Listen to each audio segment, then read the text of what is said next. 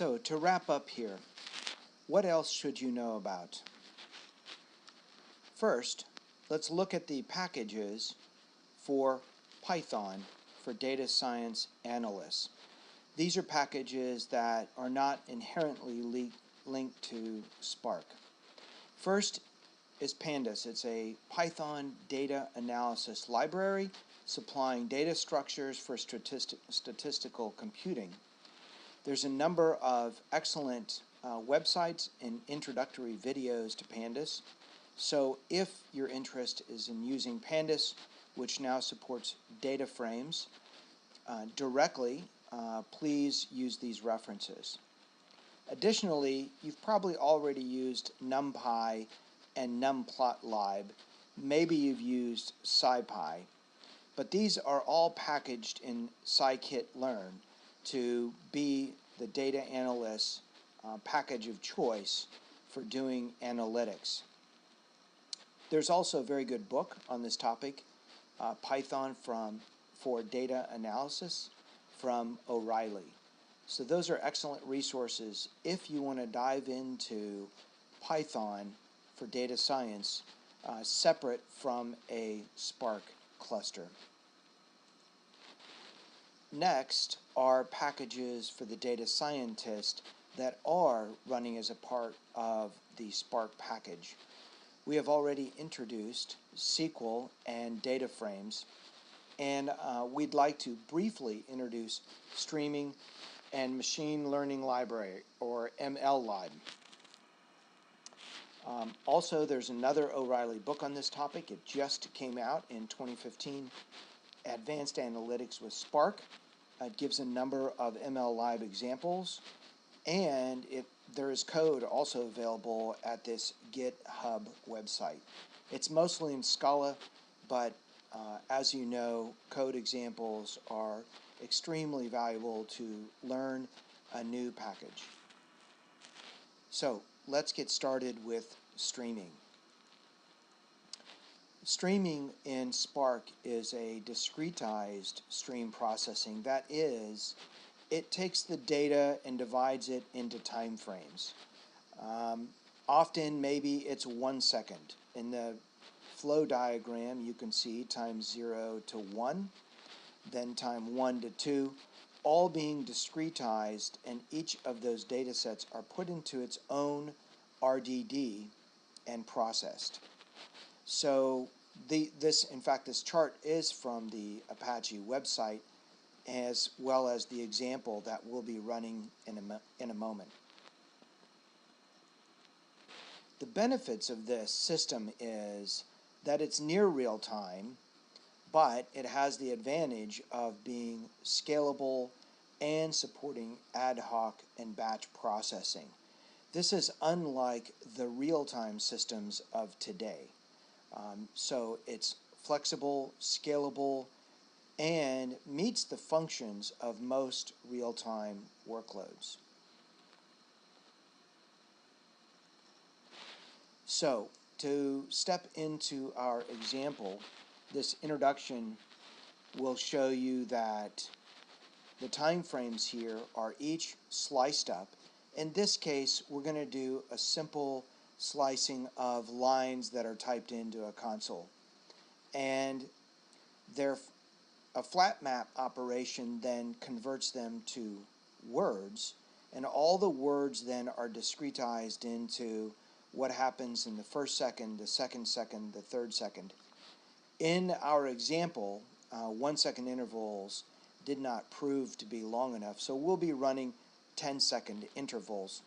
But for the purposes of streaming and thinking about data coming from the Internet of Things, or data coming from Twitter, or data coming from a real-life machine, 1 second would give you a chance to gather enough data, send it off to an RDD, do some initial processing, and so let's step into the example. Okay, for this example, we'll be using 2 terminals looking at Spark. The first thing is to start up the PySpark shell.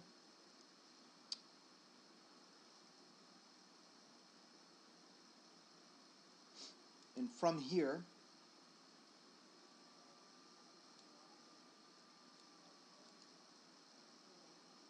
our first task will be to get a streaming context.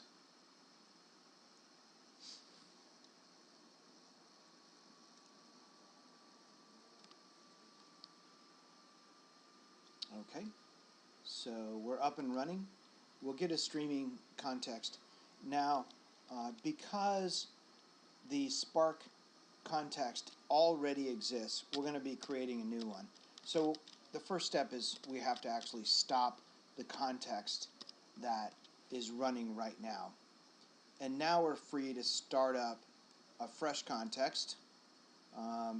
And yes, there are commands to run multiple Spark contexts, but that's beyond the scope of what we're doing here. So the first thing to do is start up a Spark context. You can see it here.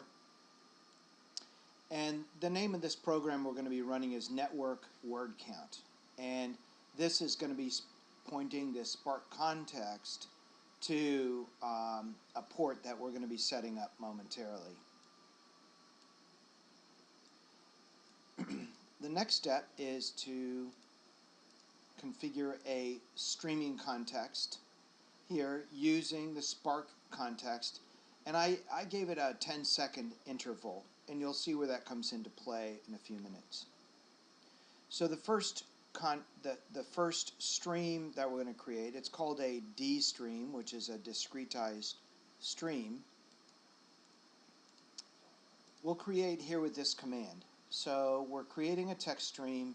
Localhost is this local Linux server. 9999 is the port that we're going to be connecting to. So now what we're going to do is set up the stream processing. In this case, we're going to split the lines into words based on a space. Then, missing a closing bracket here, all right. Then we're going to count the words, which is going to be a reduce operation.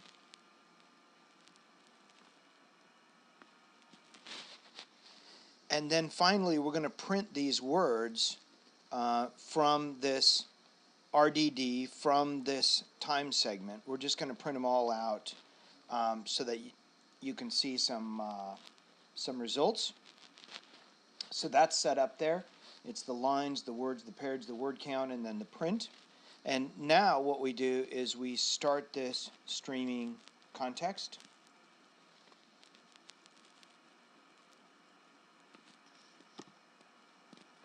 And you'll see it running here. And over here, what I do is it's erroring out because it doesn't have anything to connect to. This command over here, you'll see this NC, is just a Linux command. We're connecting to the port called 999.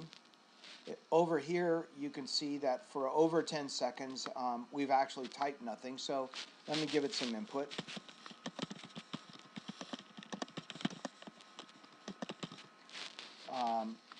So there it is. This is the word count, me, you, here, world.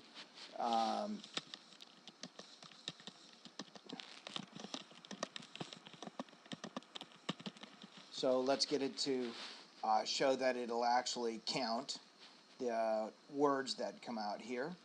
So here you can see the word hello. We have a count of 3. So every 10 seconds, it's going to take whatever we are putting into this socket over here. And again, you can imagine this being a program providing data on a real-time basis. They're going to put it into 10-second chunks and send it over to this processor, which we set up pretty easily. So there you have it. That's a very simple explanation and demonstration of streaming. So finally, let's discuss MLlib, which is Machine Learning Library.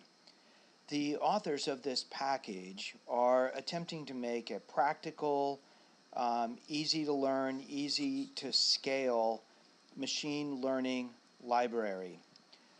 One of the key helps is moving beyond just algorithms and into real workflows. And what do we mean by a workflow? You have to import the data, you have to do feature extraction, you have to do learning, and you have to do evaluation. Doing this all with the MLlib package within the Spark context means that all these pieces are plugged in together using the same RDDs or data frames and working more naturally together, as opposed to having to do data import, then patching it to feature extraction, and having some special algorithms there, etc. So to get you started, the most important features of MLlib are documented on the spark.apache.org website, the mllib-guide.html. There are a couple of tutorials. I'd like to point out the second tutorial from UCLA, which is in line with some of the SMU statistical courses. So if you want to learn about machine learning and you don't know where to jump in, I would suggest setting a couple of hours or a few hours aside, depending upon your machine learning background, and jumping into that one, walking through it. It's a great website with code examples on the website.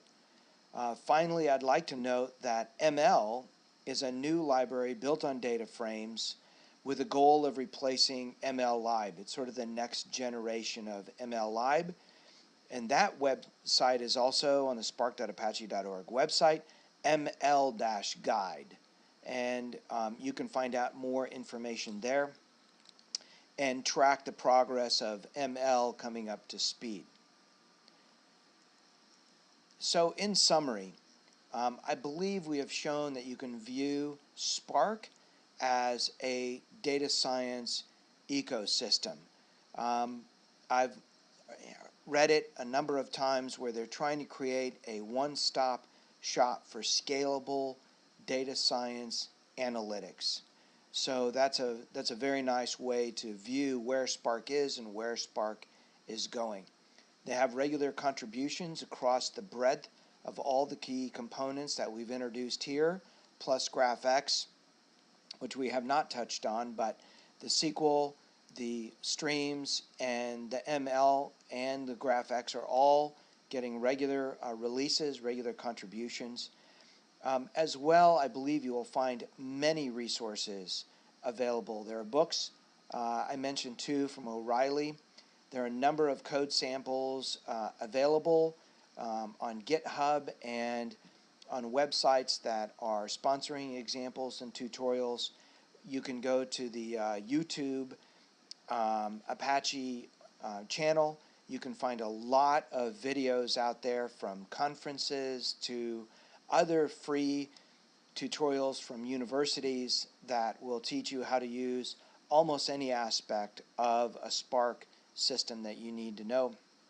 And then, of course, there's a lot of specialized articles available on the web. So just Google whatever you want, and you can sort through and usually get answers to your questions pretty quickly. So while we recognize we have just scratched the surface of Spark and its key subsystems, we hope we have given you a taste for what the problems that Spark can solve, how it can enable you as a data scientist in doing your analysis, and given you some key insights and pointers about how to proceed using this system to solve the tough problems that are out there just waiting for us.